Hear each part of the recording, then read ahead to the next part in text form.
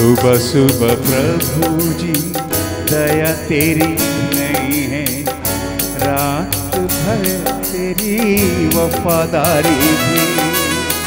सुबह सुबह प्रभु जी दया तेरी नहीं है, रात भर तेरी वफादारी भी।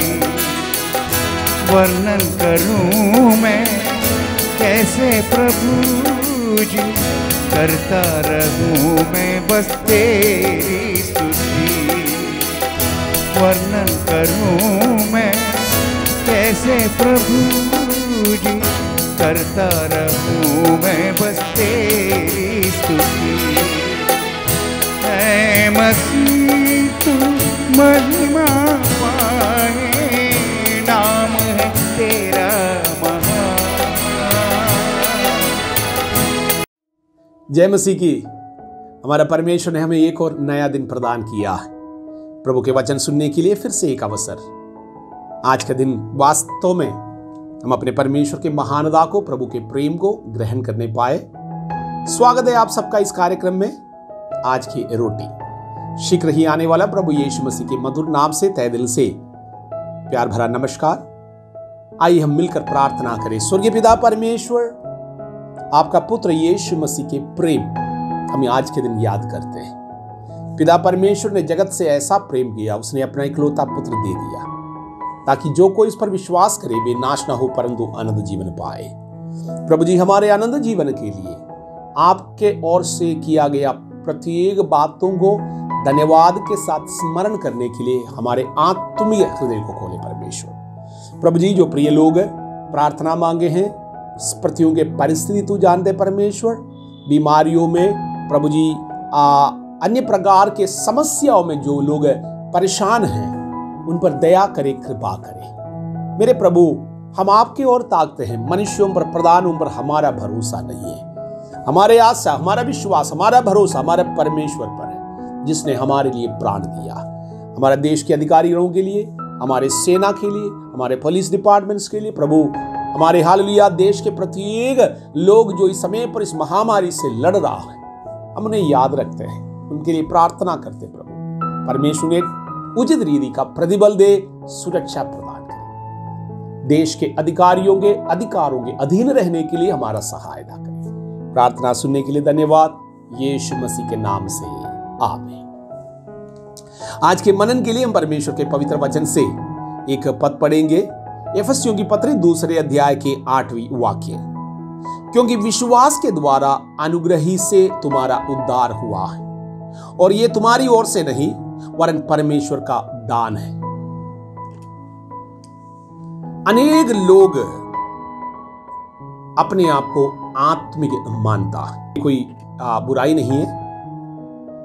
इस संसार के चंद लोगों को छोड़कर, एक छोटा सा ग्रुप को छोड़कर, प्रत्येक मनुष्य एक नहीं तो दूसरे प्रकार से इस बात को विश्वास करते हैं, एक परमेश्वर है।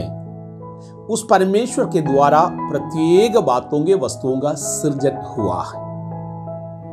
लेकिन कई बार लोग अज्ञानता के कारण उस जीवित परमेश्वर को पहचान नहीं पाते हैं, उनके प्रेम को, करुणा को समझ नहीं पाते। जन्म से लेकर मानुषिक बुद्धि और युक्ति के अनुसार जिस प्रकार की बातों को सिखाया गया है, हमें से अनेक लोग, अधिकतर लोग उन सब पुराने रीति रिवाजों में चलने की कोशिश करते हैं। उसका मतलब हमने कभी परमेश्वर को जाना नहीं, ना हमने ढूंढा। प्रत्येक मनुष्यों का कर्तव्य है, इसलिए सत्य को ढूंढना। आप स्वतंत्र हैं। हर एक मनुष्य को परमेश्वर अगर बनाए, अगर हम विश्वास करते हैं प्रभु ने हमें सृजा है, हमें स्वतंत्र रूप से सृजा है, हमारा कर्तव्य बनता है हम अपने परमेश्वर को ढूंढे, सत्य को जाने और जीवित परमेश्वर के विधियों पर चले। लेकिन मानुषीय बुद्धि के अनुसार हमें से अधिकतर लोग इस बात को मानते हैं, हमारे कामों के द्वारा हम धर्मी बन जाएंगे। इसलिए हम लोग पुण्य कमाने के लिए अनेकों प्रकार के काम करते हैं, दान चढ़ाते हैं, गरीब और अनाथों की मदद करते हैं। ये सब जरूरी है और ये बात करना कोई पाप नहीं है। जितना हम मदद हम कर सकते हैं लोगों का मदद करें, लेकिन उसका प्रतिफल अगर आप स्वर्ग में चाहते हैं, आपको स्वर्ग में पहुंचना होगा। स्वर्ग में पहुंचने के लिए हमें उस परमेश्वर के जरूरत है जिसने आपके लिए प्राण दिया, आपके पापों को क्षमा करता हो।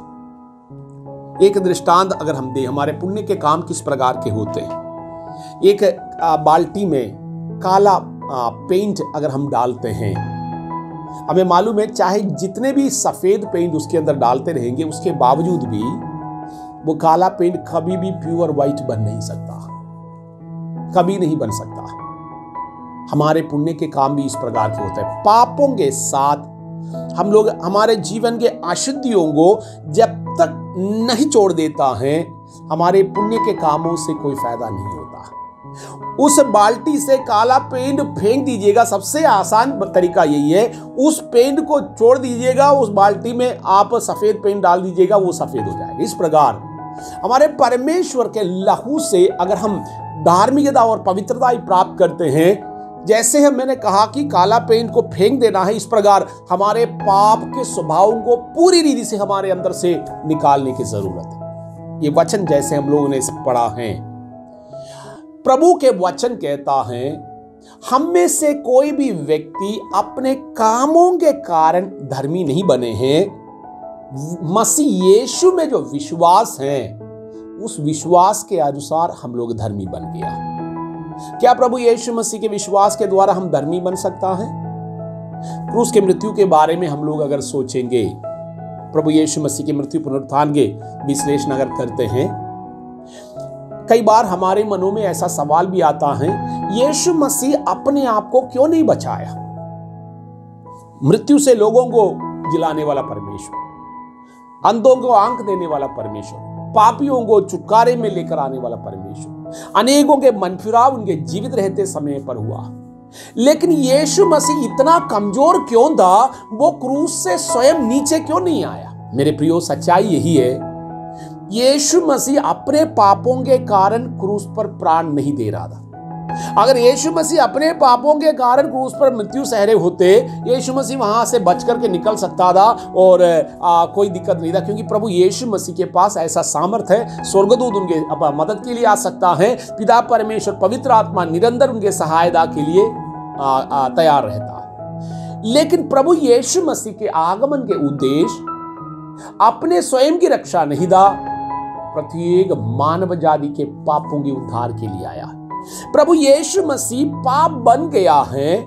यदि वो क्रूस से बच जाते हैं, मनुष्यों का उद्धार नहीं हो सकता, क्योंकि हम में से प्रत्येकों के पापों के बदले के लिए, पापों से हमें मोक्ष दिलाने के लिए एक निष्कलंक और निर्दोष ईश्वर को अपना प्राण देने की जरूरत था। क्योंकि पुराना नियम का विधि ये कहता है, परमेश्वर का विधि ये कहता है, प्राण के बदले में प्राण देना। हमारे ऊपर मृत्यु का दंड था, इसलिए किसी और चीज से हमारा उद्धार नहीं हो सकता था।